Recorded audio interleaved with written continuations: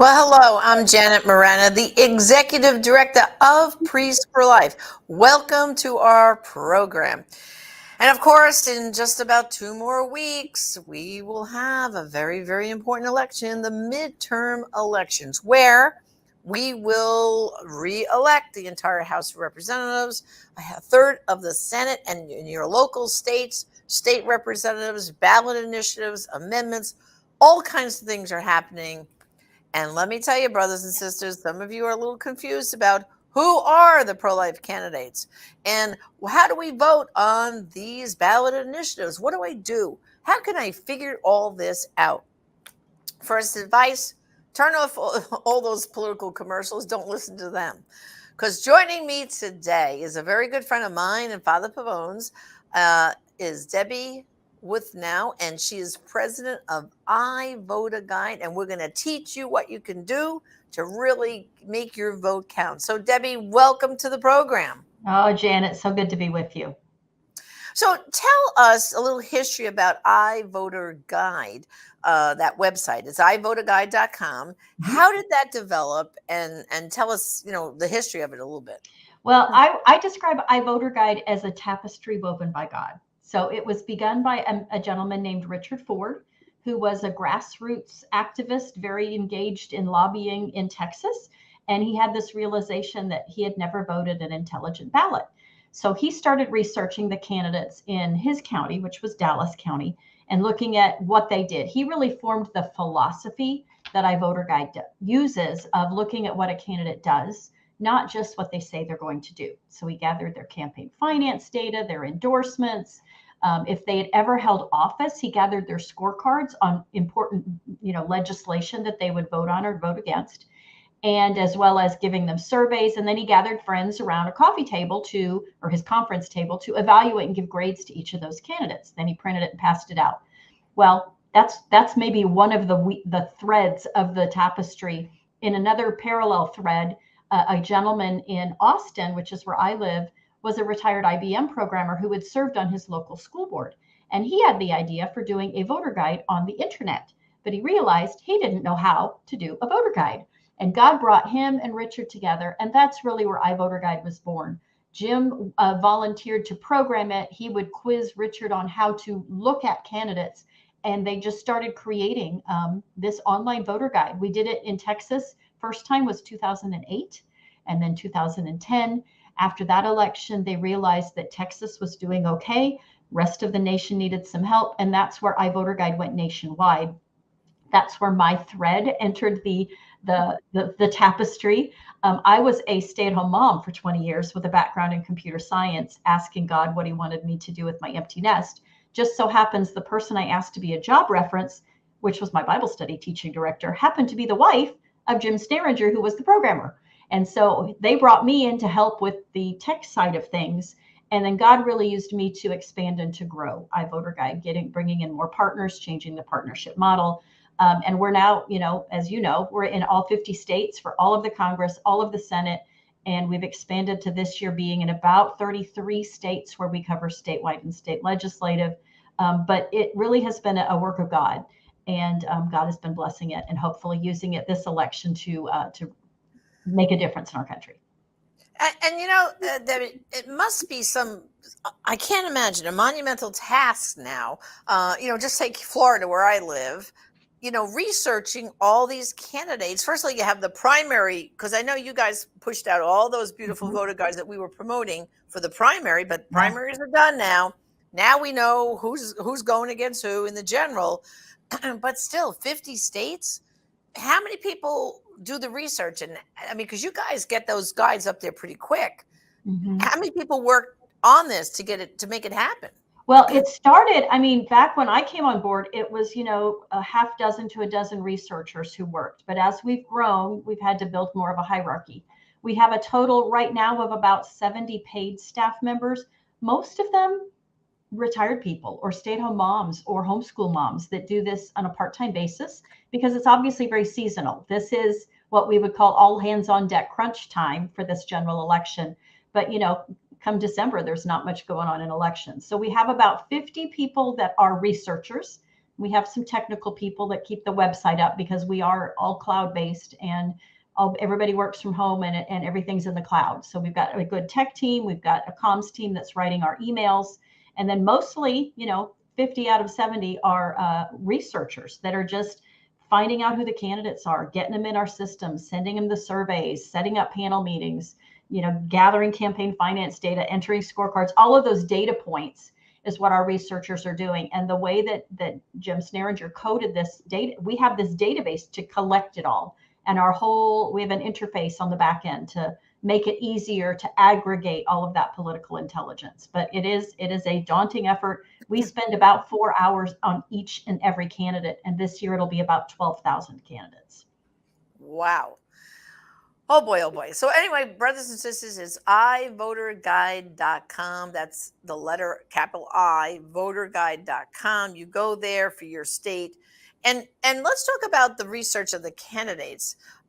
Because sometimes people say to me, well, like for me, obviously, and a lot of us pro-lifers, we want to know who is the pro-life candidate. Now, right now, the way the Democratic Party is, it's not too hard. The Democrats are all in love with abortion, and most of the Republicans are 100% pro-life, and their party platforms say the same thing. The Democrats are all in favor of abortion in their platform till birth, and the Republicans, their goal eventually is to pass a human life amendment. They want to protect the unborn and the moms and all that. So it's pretty, there's a pretty stark difference, right? But I think when you get down to like the state legislators, you can have some pro-life Democrats at that level and the state level. And then, of course, you have school boards, you have all kinds of things. But let's just talk about your research. So when you say we send them a survey, so you saying you send a survey to the candidate and you first see if they're willing to answer the survey? Well, yes, every candidate gets an opportunity to answer the survey, and we are doing everything we can to get it in front of them and to remind them to answer it and to get their answers in front of voters.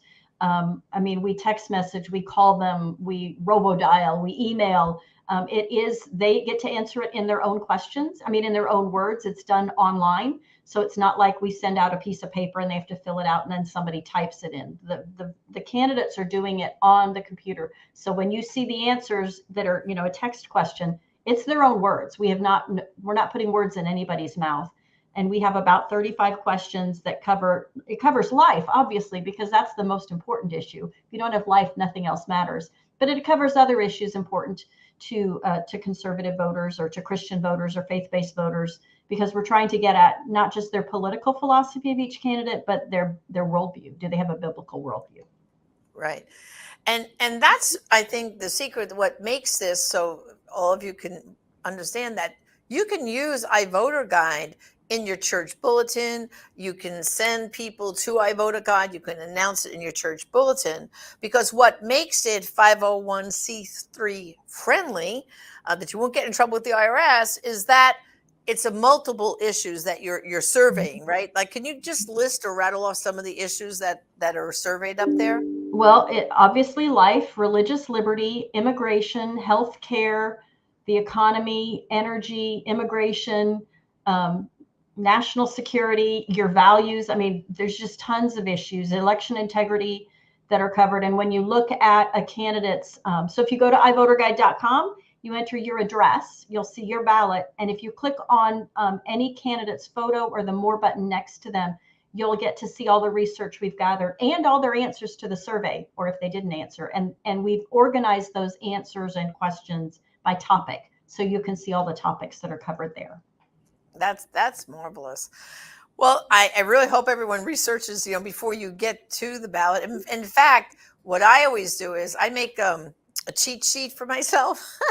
I list all the candidates I know, because I look at the ballot ahead of time, and I write down and I research. Because even when you don't have, like, say here in Florida, all the judges or all the more like the county commissioner, and people will say to me things like, Janet, why are you worried about who's running for county commissioner, whether they're pro-life or not, or, pro-religious freedom?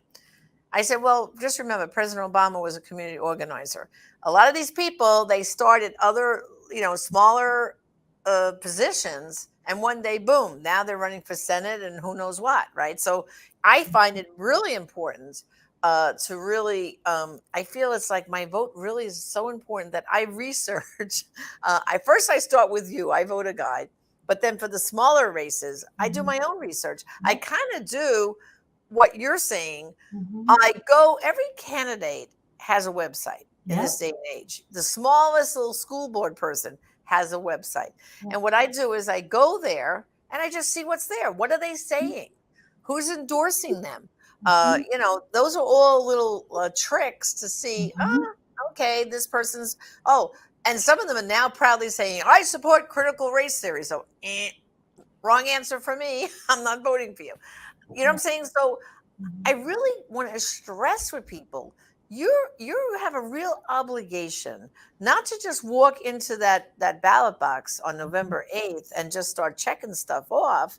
You got to know what you're doing, don't you, Deb? You completely need to know what you're doing, and that's why we exist, is to equip people like you and like me that need information on those candidates. So Janet, I would suggest this time when you start your cheat sheet, you go to iVoter Guide first, and Right. there's a little printer icon in the upper right, and you click print, and it'll list all the candidates that we've covered so that you can choose your candidates, and then use that piece of paper, start writing your local candidates. And you're spot on. What we look at is what's on their website, what's on their social media, find their Facebook page, or if they tweet. Right. That's where they really will, have they marched in the March for Life, or are they marching in a pride parade? I mean, that tells you something about what is important to them, and if you want to vote for them or not.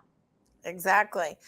Now, this particular season, since we had the overturning of Roe v. Wade, as you know, in a lot of states, several states, there's going to be what we call propositions, ballot initiatives, and all that.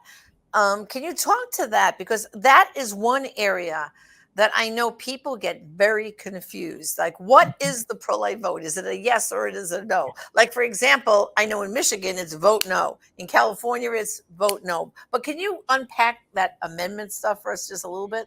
Well, it's one of the things that we get requested most often is, give me information about the ballot measures. Sometimes they're constitutional amendments, sometimes they are something more locally. So we realized how important that information and that clarity for voters is. So our tech team really rushed out and is trying to get out a capability to cover ballot measures. And we will be covering the life related measures as well as the election integrity related measures that are on the ballot in November. And all I have to do is look to what happened in Kansas in the primary, because it was a pro life amendment, but nobody really understood. It was worded so confusing that nobody really knew what the right vote was, what, Right.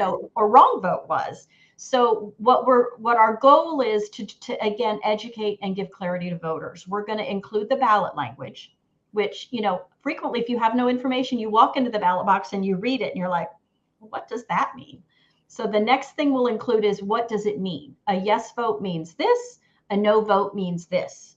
And then we're going to include arguments either in favor or opposed, as well as some financial, who's funding the different sides of that measure, because, it could be Planned Parenthood, it could be National Right to Life. That tells you what the right vote or wrong vote might mean, as well as who's endorsed it or supported it. So we're going to give that kind of in a side by side for those amendments. And so there are two pro-life amendments, one in Kentucky that is going to put a basically protecting human life in on their constitution. So it's similar to what Kansas attempted to do, but it's more clearly worded, and that will be the first one that we roll out. The other pro-life amendment is in Montana, where they are getting, it's called the medical care requirements for born alive infants. Ridiculous that we have to even pass something to Right. protect born alive babies, but we do. So you need to get out there and vote for that one. And then the other three relating to life are actually codifying Roe. They're making abortion legal. So in California, Proposition 1, we do, it's codifying no, you want to vote no. In Michigan, it's the same thing. It's called the Right to Reproductive Freedom Initiative. And since it's trying to codify abortion, a no is the pro-life vote. And Vermont, same thing. Individuals' right to personal reproductive autonomy. They always use the words to kind of to cloudy the issues, But our goal is to provide clarity to the voters on those life amendments. Right. And, I want everyone to really understand the seriousness of those amendments, because what it's doing is it's going to put it in your state constitution. So Mm-hmm. what it will do, like, for example, in Michigan has a lot of good pro-life laws already on the books. So when Roe was overturned, then a lot of these other laws just became, here they are. They're okay now because we got rid of Roe. Right. And so if they enshrine this with this amendment, this prop in their constitution, in order to get rid of it, first of all, it will nullify all those pro-life laws. They will go Right. out the window. They won't exist any longer. It will enshrine abortion to birth in their constitution. And in order to change a constitutional amendment, as you know, Deb, that is an extremely steep hill to climb. It's almost impossible to do. So this is very, very serious. And this is the strategy of Planned Parenthood and the pro-abortion movement. They have decided, oh, you took away Roe from us, because they spent all these years feeling, oh, very nice and confident. We got Roe. We're good.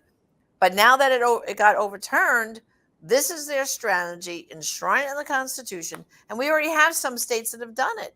New York and New Jersey, it's still birthed in their Constitution, especially in New Jersey. That's terrible.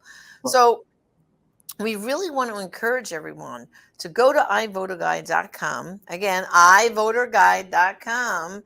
And please look up all these amendments and these ballot initiatives, because it's really a matter of life and death. It's whether your state will remain pro-life or you're going to be stuck and hands shackled with abortion on demand. So I can't stress that enough. But can you talk, because a lot of people are concerned about election integrity. You mentioned that is another initiative that's out there, because some people are still kind of feeling fretful.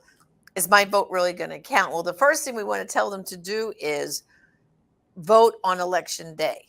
That's the most important thing. If you can, if you're going to be traveling for business, then of course use a mail-in ballot. But if at all possible, vote on election day. But tell us about some of the election integrity ballot initiatives.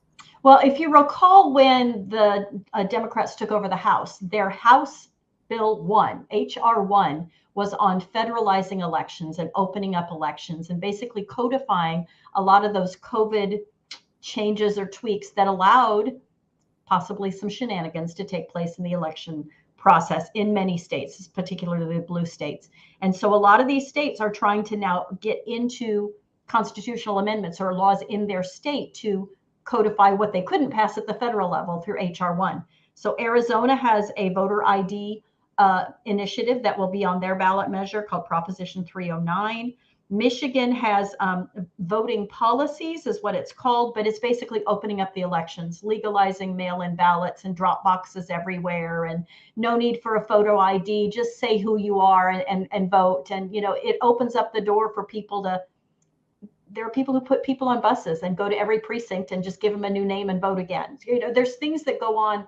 It just closes the loopholes if we defeat these initiatives. Nebraska has a photo ID to vote requirement initiative on their ballot. Connecticut has additional early voting requirements. Ohio has voter qualifications requirements. So, do you have to be a citizen? Can felons vote? A lot of those things. And then Louisiana has that U.S. citizenship is required for voting, all relating to closing the loopholes, tightening up elections. But the other thing relating to election integrity and also to Roe is that when Roe was overturned, things went back to the states.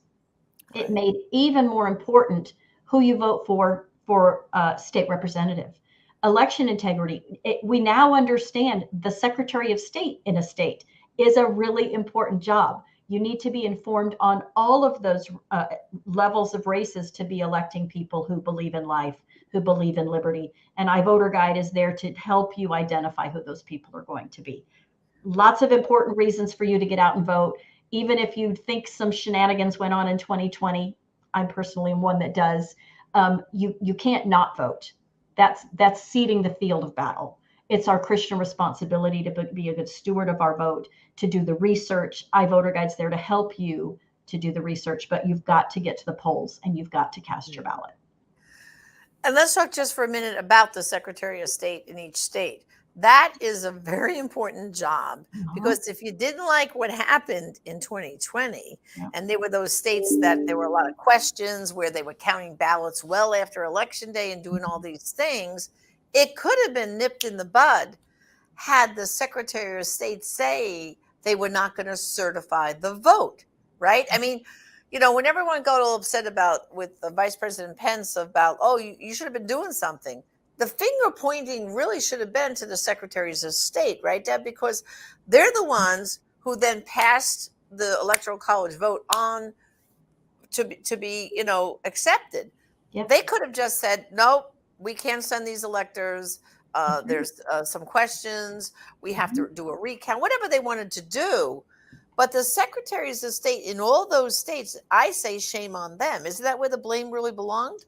It does. And if you look at a state with voter rolls who are overinflated or they haven't purged it, I mean, they call it voter purge, but it's people who move and they shouldn't be allowed to vote, or people who pass away and nobody should vote in their names. That's the job of the Secretary of State. So voter rolls that are inflated, point your finger at the Secretary of State. Election, shenanigans that go on, the person who can certify or not certify, the person who can call for an audit is the Secretary of State. It is a very important statewide level job, and we need to pay a lot of attention to that. iVoter Guide is covering the Secretary of State races in 33 states. If we cover the statewide races, we will be covering the Secretary of State if it's on the ballot. And okay, so you guys better pay attention then. Well, and I will throw out one other thing that I just recently learned. There's a job called the county judge, or at least in Texas, it's called the county judge, but it's not a judge. The county judge is like the CEO of a county, and they have jurisdiction over how the elections are run in that county. So we have a pilot project in Texas to cover the county judge races in Dallas County, in Tarrant County, which is Fort Worth, and in Harris County, which is Houston. That covers more population in Texas than 40 states across the nation. And that job is critically important, just like Secretary of State is at the statewide level, to look at how the elections are done at the county level. So, there's so many important jobs that are on the ballot. We're trying to continue to grow and to give voters good information. And that's going to be an important trial run that we're doing.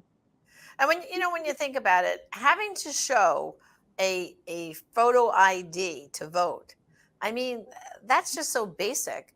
And, people always say, well, what if you don't have a driver's license? Well, I hate to tell you, in any state, you can get a non-driver's license. I mean? Like, that it's not a license to drive, but it's a photo ID from the state.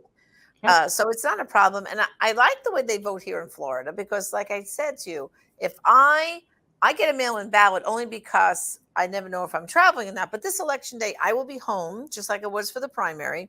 So I have to bring with the envelope and everything, my mail-in ballot, and they literally in front of me destroy it. They literally make it invalid in front of me.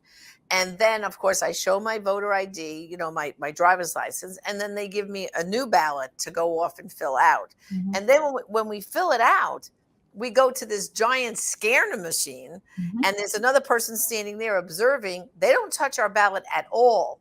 We take our ballot and put it down, face down onto the scanner, and we watch that scanner scan our ballot, and then it drops into the locked, box.